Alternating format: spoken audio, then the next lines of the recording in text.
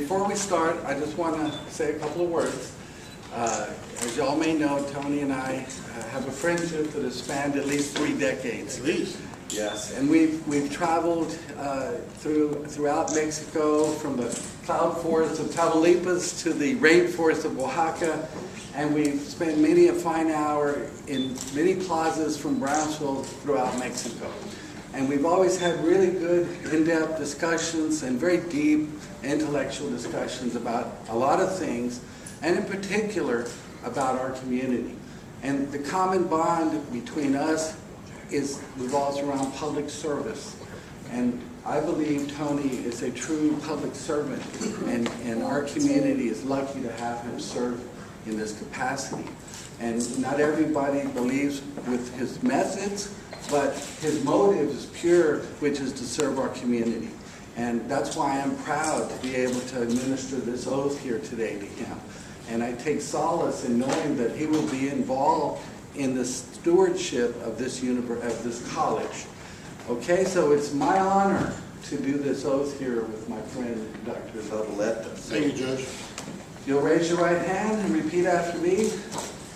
I, state your name. I, Tony Zavaleta, Do solemnly swear do solemnly swear that I will faithfully execute the duties of the office of the office of Texas Southmost College District, Place 3 of Texas Southmost College District, Place 3 of the state of of the Texas, state of Texas, and will to the best of my ability and will to the best of my ability preserve, protect, protect, and defend the Constitution the Constitution and laws and laws of the United of States the United States and of this state. and of this state. So help me God. So help me God.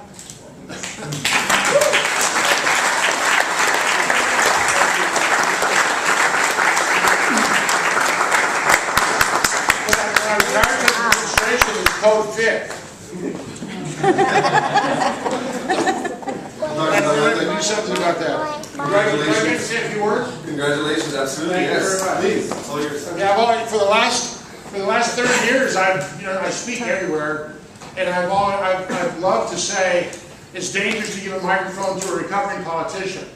And I don't think I'm going to be able to say that for the next 6 years or so. Listen, very briefly, I've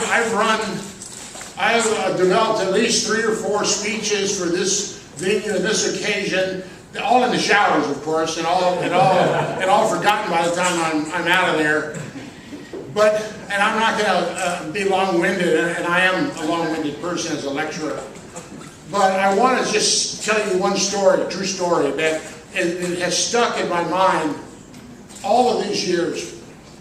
In August of 1964, the graduates of St. Joseph's Academy, Villa Maria, and Brownsville High School gathered at about 150 of us, some of my friends, Billy Brito and Cesar Munoz, and I think Gil might have been in that class.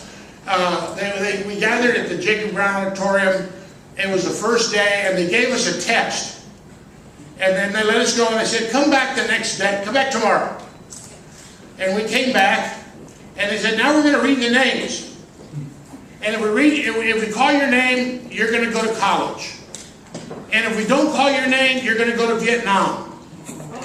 And the person who was reading the name said it just like that. And more than half of the people that were in that class were not allowed to come to Texas Southmost College. Now I know that that's not the Texas Southmost College of today, I know that.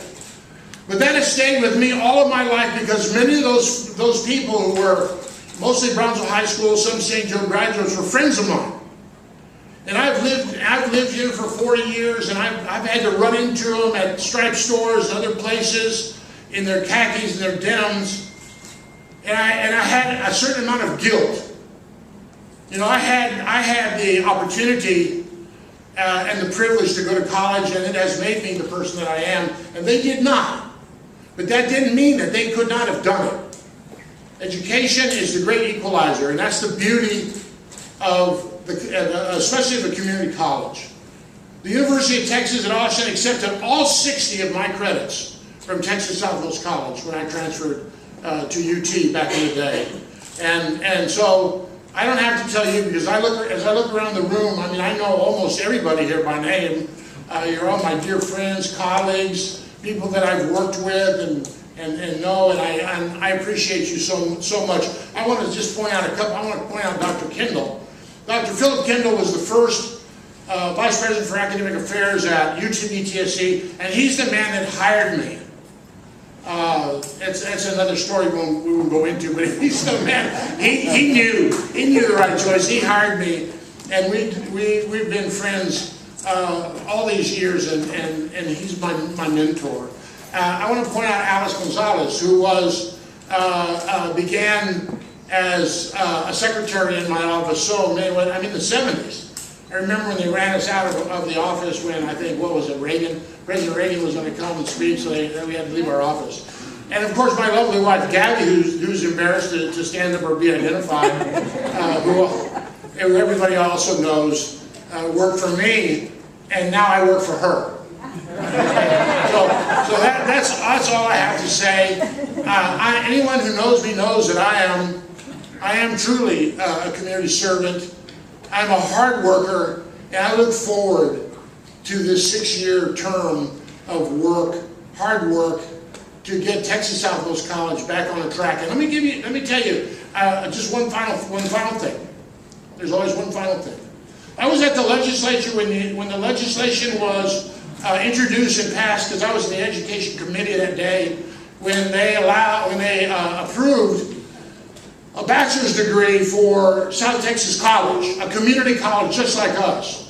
And they did that in 3 community colleges around the state. So all these years, South Texas College in Edinburgh, in McAllen, and Starr County, has a community college with a bachelor's degree. Why not us?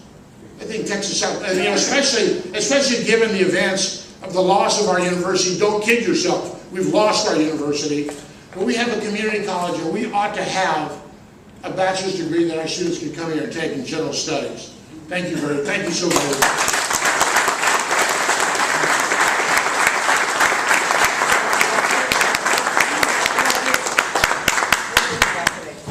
Well, I think we're going to take some pictures.